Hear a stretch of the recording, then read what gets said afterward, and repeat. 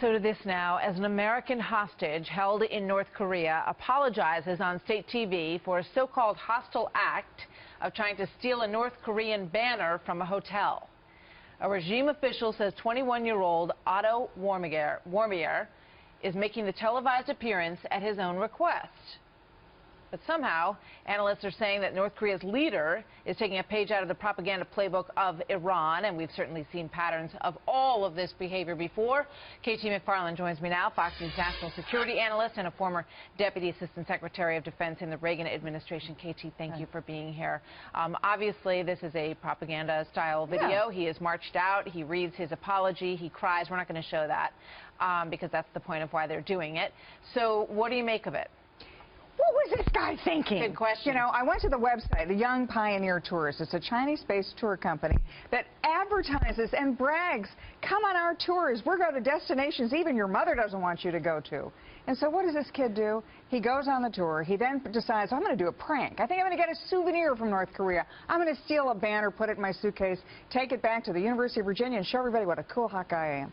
You know something? It didn't work out. But who pays the price? The United States pays the price. Because we are now going to have to get that guy out. He is a bargaining chip. The North Koreans nabbed him because the North Koreans know sanctions are about to be imposed on them at the United Nations, including by China.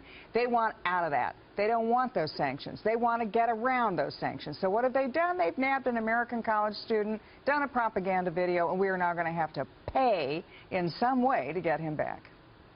So you think we should? I think we ought to let the guy stew there for a while. You know, here's the thing. Countries like Iran, like North Korea, other countries have taken American hostages, and they do that, well, he's a CIA agent. They accuse him of this. They accuse him of that. And what do? They keep him as bargaining chips. And we then rush to release them. We rush to do whatever the North Koreans want, whatever the Iranians want, whatever the Taliban wants in the case of Bergdahl. Why do we keep doing this? Now, some are taken, and they're legitimately in those countries, and they're on good missions.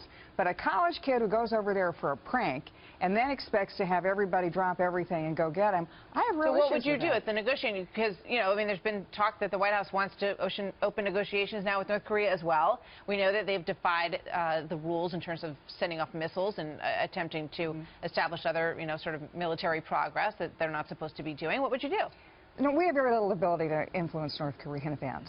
We have put on all the sanctions we probably can put on, and they've had no difference. Who has the ability to influence events in North Korea? The Chinese. We have the ability to use American leverage on the Chinese, and then the Chinese use their leverage on the North Koreans. But we are unable and unwilling to use the leverage we have with the Chinese, and therefore they are unable and unwilling to use it with the North Koreans. But one thing we should do is take a big step back and a warning. Hey, American college students, if you want to go on your summer vacation to scary, dangerous places and you do dopey, stupid things, don't expect the United States to come running to your defense in every single case. This kid is costing us. He is enabling the government of North Korea to have, for example, hard currency because he's a tourist there. He's spending American dollars there. We should not be rushing to deal with him. Good message. Thank you very much, KT. Thank you. As always, good to see you.